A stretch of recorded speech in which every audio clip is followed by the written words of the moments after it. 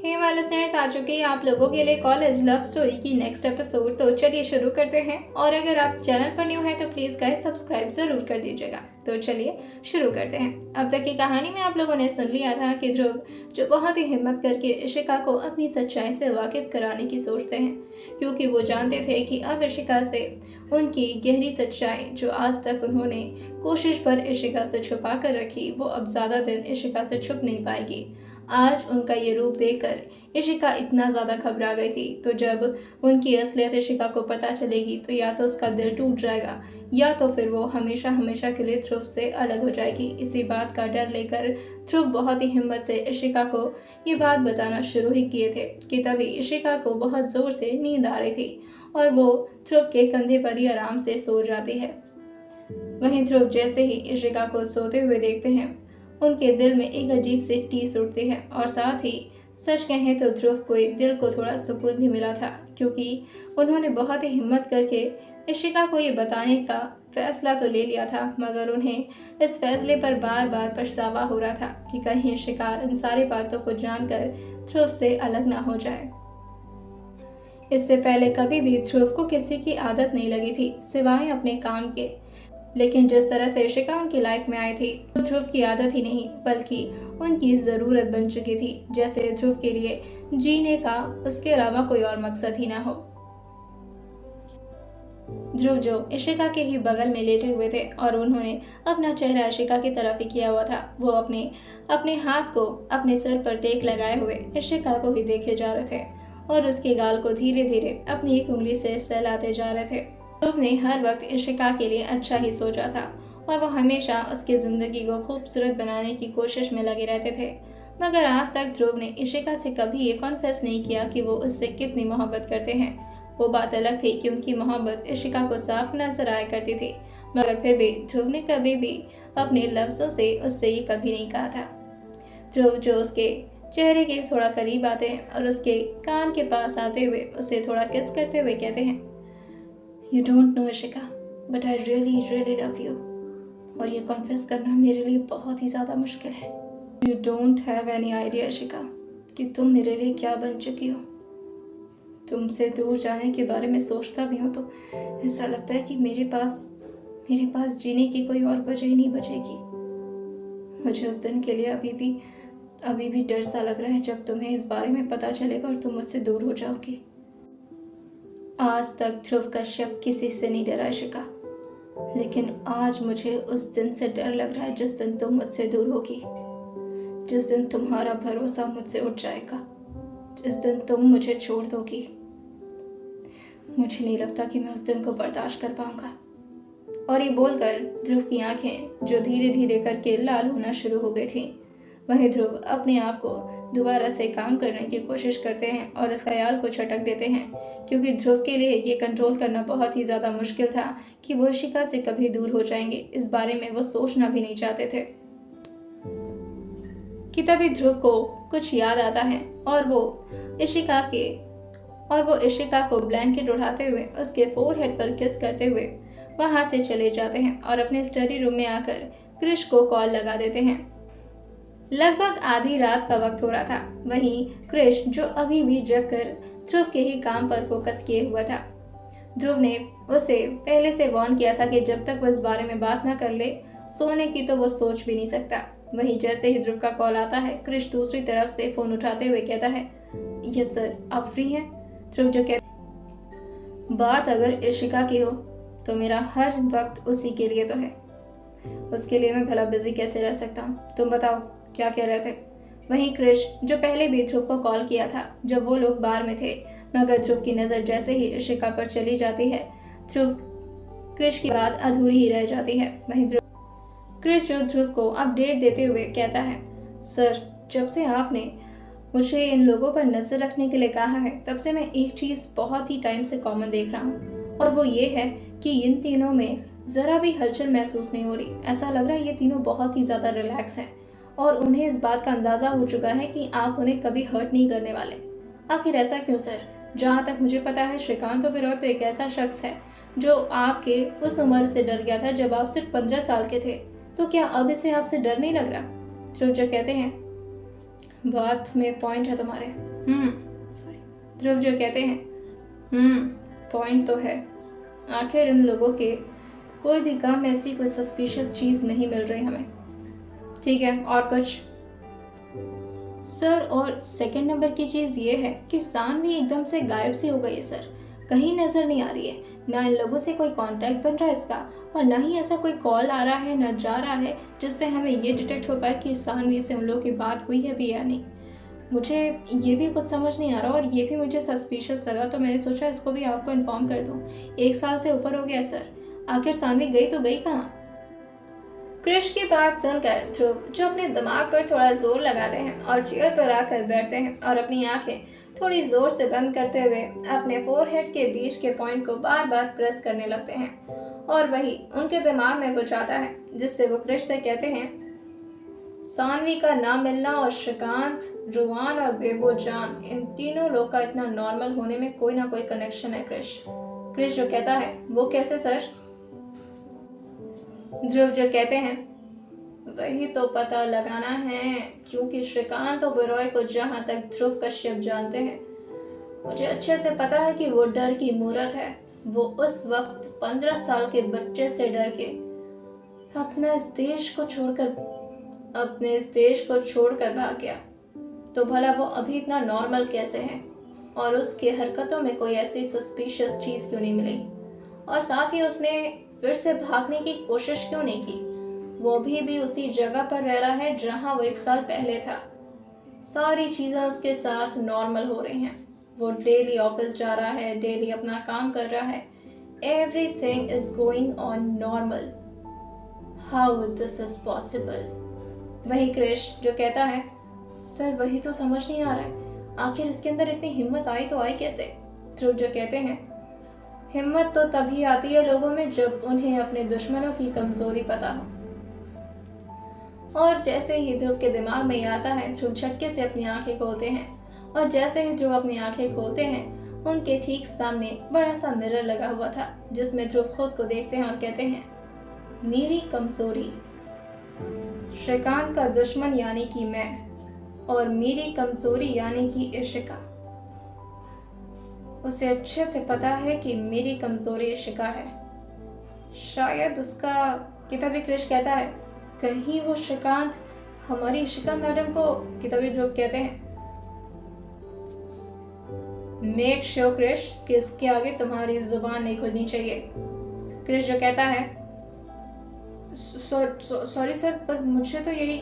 ध्रुव जो कहते हैं, इशिका के बारे में श्रीकांत इस लेवल तक सोच ही नहीं सकता, क्योंकि उसे पता है कि अगर इशिका के छूने की भी हिम्मत की ना उसने, तो मैं उसके चीथड़े उड़ा दूंगा, और इतना डेयरिंग तो वो कभी था ही नहीं। वही ध्रुव जो अपने फिंगर्स को टेबल पर इधर उधर टैप करते हुए कहते हैं, कुछ तो ऐसा है जो श्रीकांत को समझ आ चुका है मेरे बारे में, तभी वो इतना रिलैक्स है। कि तभी उनके दिमाग में झटके से कुछ आता है और वो कहते हैं, मैं सानवी को क्यों ढूंढ रहा हूँ क्रिश? क्रिश जो कहता है, सर वो तो मुझे भी नहीं समझ में आ रहा, आप सानवी जैसी बच्ची पर क्यों अपना फोकस जमाए हुए हैं, आप इन्हें क्यों नहीं मार? कि तभी ध्रुव उन्हें बीच में इंटरप्ट करते हुए कहते हैं, क्योंकि मुझे अच्छे से पता है कि श्रीकांत जैसा कोई भी शख्स मेरे लिए जरा भी मैटर नहीं करता। मैं जब चाहूंगा तब उसे गोली से उड़ा सकता हूँ। वहीं क्रिश उनकी बात सुनकर कहता है, तो सर आपको सानवी से डर लग रहा है? ध्रुव जो कहते हैं, सानवी अगर मर भी जाती है तब भी मुझे डर है, क्योंकि मैं नहीं चाहता कि इशिका का भरोसा किसी भी वजह से टूटे। सानवी के पास मेरी इशिका की कमजोरी है, उसका भरोसा, और इशिका मेरी कमजोरी है। That's the connection। और ये बात समझकर ध्रुव कहते हैं, तो ये समझ रहा श्रीकांत ओबेरॉय कि मेरी कमजोरी इस वक्त इशिका है, और इशिका के लिए मैं सबसे पहले सानवी को ढूंढूंगा, और इसीलिए श्रीकांत ओबेरॉय ने ही सानवी को कहीं ऐसी जगह छुपा कर रखा है कि मैं उसे ढूंढ ना पाऊं। क्रिश जैसे ये सुनता है, वो अपने फोन को सामने रखते हुए स्पीकर पे फोन करता है और अपने दोनों हाथ से क्लैप करते हुए कहता है, वाह सर, मान गया सर, क्या दिमाग है सर, एकदम डिटेक्टिव बन सकते हैं सर आप। क्रिश की बात सुनकर ध्रुव कहते हैं, क्रिश बिहेव योरसेल्फ। वही क्रिश जो कहता है, नहीं मतलब आप सर सही कह रहे थे, आपने जिस दिन दिमाग लगाना शुरू किया ना, ये सानवी के बच्चे तो ऐसे पकड़ा जाएगी। कृष की बात सुनकर ध्रुव जो कहते हैं, I don't care of anyone, चाहे जो भी हो, लेकिन बस मुझे मेरी इशिका सेफ चाहिए, और उसके लिए मुझे किसी को भी ढूंढना पड़े और किसी को भी मारना पड़े, मुझे एक बार भी सोचने की ज़रूरत नहीं पड़ेगी। कृष जो कहता है, तो सर हमें लीड तो मिल चुकी है, तो अब क्या कहते हैं आप? ध्रुव जो कहते हैं, वैसे काफ़ी टाइम हो गया है, अपने डियर अंकल से मिला नहीं मैं, चलो कल की तैयारी करो, और हाँ अच्छे से अरेंजमेंट करना, काफ़ी टाइम बाद मिलने जा रहा हूँ मैं उनसे। कृष उनकी बात समझते हुए कहता है, जी सर श्योर। अगली सुबह इशिका जो अपनी रूटीन के हिसाब से अपने मार्शल आर्ट के लिए अपने जिम क्लास में चली जाती है, वहीं ध्रुव जो ऑलरेडी जिम कर रहे थे और वो इशिका को इस वक्त जगाना नहीं चाहते थे, क्योंकि इशिका जो काफ़ी लेट से रात में सोने गई थी, जिसकी वजह से ध्रुव इशिका को थोड़ा देर और सोने देते हैं, मगर इशिका की नींद ऑटोमेटिकली 5:30 बजे तक खुल गई थी। वहीं इशिका जो चेंज करके जिम क्लास पहुंच चुकी थी, वो जैसे ही जिम में जाती है वो देखती है कि ध्रुव जो सिर्फ ट्राउजर पहने हुए थे और ऊपर उन्होंने कुछ नहीं पहना था। ध्रुव की मस्कुलर पीठ जिसे देखकर इशिका कहती है, मानना पड़ेगा, क्या बॉडी बनाया इन्होंने, और वो ध्रुव को देखते हुए वॉल पर टेक लगा लेती है। वहीं ध्रुव को जैसे ही एहसास होता है कि पीछे कोई खड़ा है, वो मुड़कर देखते हैं तो वो इशिका थी। इशिका जो अपनी भौहें चढ़ाते हुए कहती है, वाह मेरा हीरो, सुबह सुबह से एक्सरसाइज। ध्रुव जो कहते हैं, तुम्हारे लिए कर रहा था। इशिका जैसे ही सुनती है वो थोड़ा चौंकते हुए पूछती है, मेरे लिए?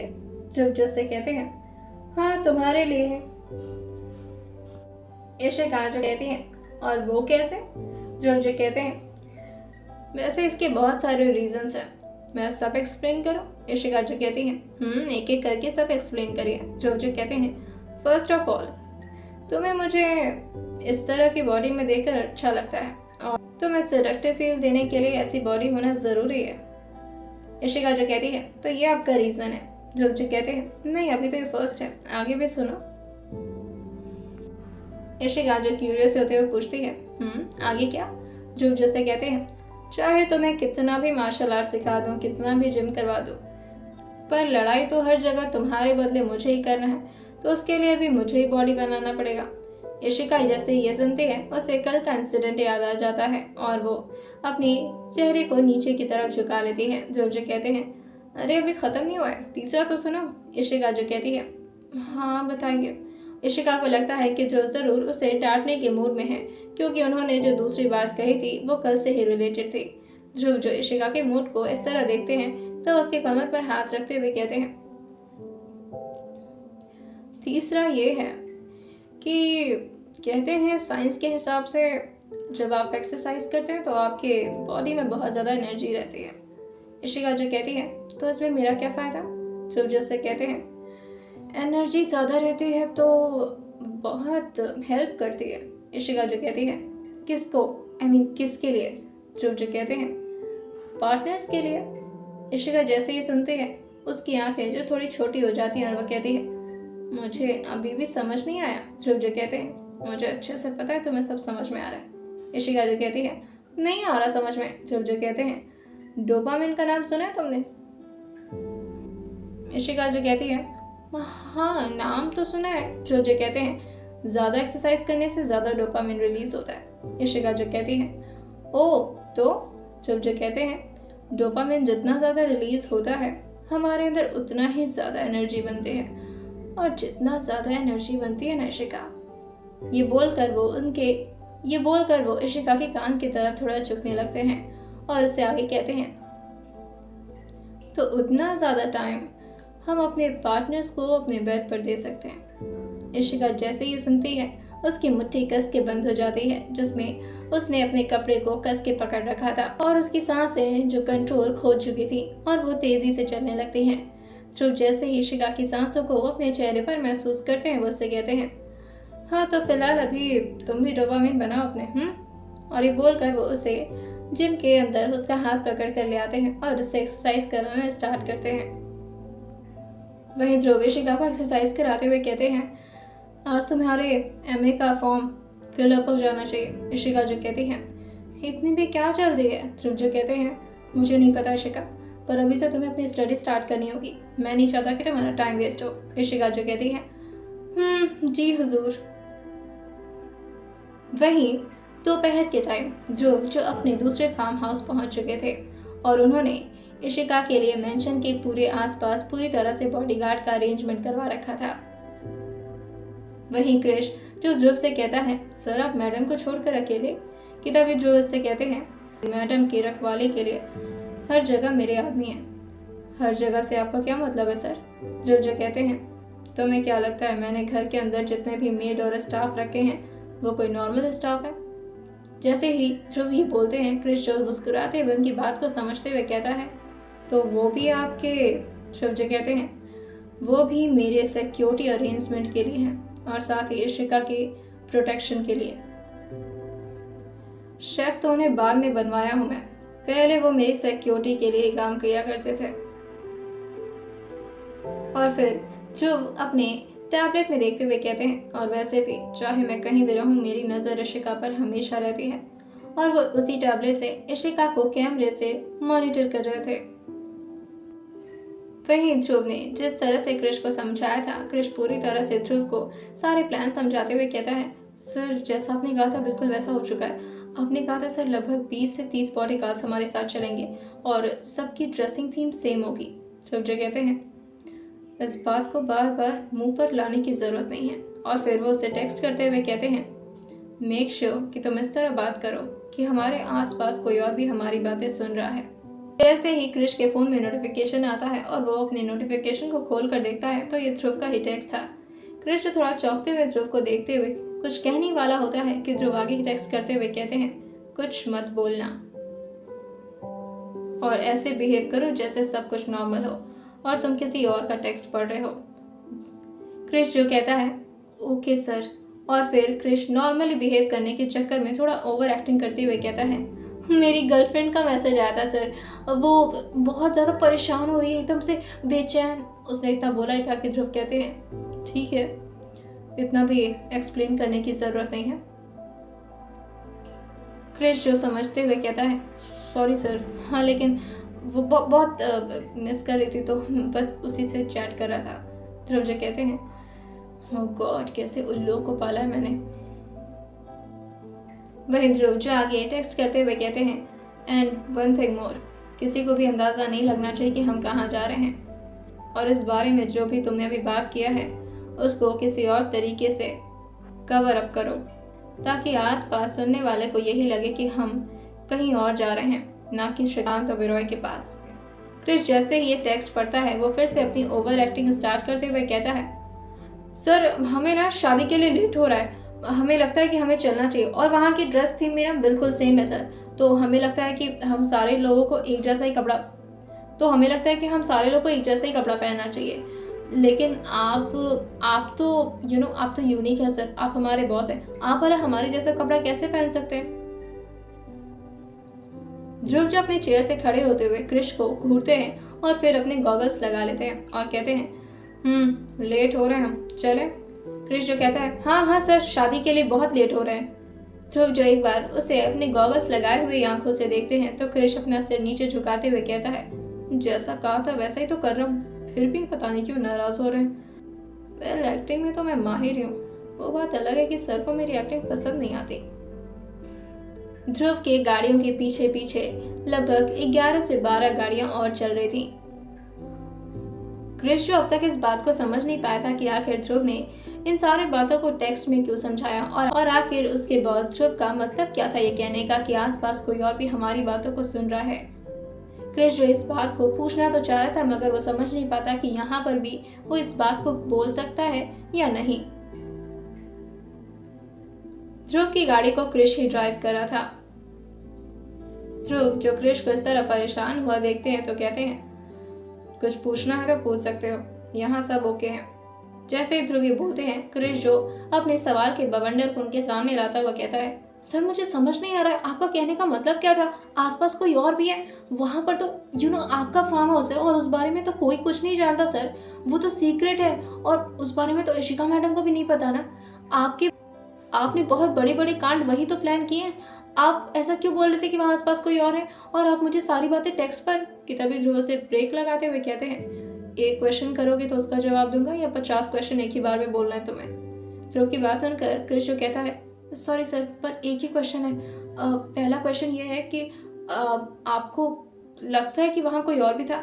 ध्रुव जो कहते हैं, "लगता नहीं है, मुझे कन्फर्मेशन मिल चुकी है कि वहाँ कोई और भी था।" जैसे ही क्रिश ये सुनता है वो कहता है, क्या बात कर रहे हैं सर, मैं वहीं तो रहता हूँ, क्या वहाँ कोई रिस्क है? ध्रुव जो कहते हैं, बच्चों की तरह डरना बंद करो और तुम मेरे असिस्टेंट हो। मेक श्योर कि तुम्हारे अंदर वो गट्स होना चाहिए। क्रिश जो कहता है, नहीं नहीं सर, गट्स तो बहुत है मेरे पास। ध्रुव जैसे कहते हैं, क्या फ़ायदा तुम्हारे 5 फुट 9 इंच की बॉडी लेकर जब तुम्हारे पास इतनी हिम्मत नहीं है कि तुम मेरे दुश्मनों को झेल पाओ। जैसे ही क्रिश ये सुनता है उसके हाथ स्टीयरिंग से एकदम से ढीले पड़ जाते हैं। वहीं ध्रुव उससे कहते हैं, मेक श्योर कि तुम गाड़ी ठीक से चलाओ, वरना मेरे दुश्मन तुम्हें मारे ना मारे, तुम यही एक्सीडेंट में मारे जाओगे। क्रिश जो कहता है, सॉरी सर, और वो अपने स्टीयरिंग को टाइटली पकड़ते हुए कहता है, मतलब आपका कोई और भी दुश्मन है श्रीकांत के अलावा? सर कौन है वो? बता दीजिए तो मैं उसके साथ चैलेंज लेने के लिए तैयार रहूँगा ना। ध्रुव जो कहते हैं, कोई और कौन हो सकता है? मेरे जितने भी दुश्मन थे उन्हें मैंने अपने हाथों से मार दिया है।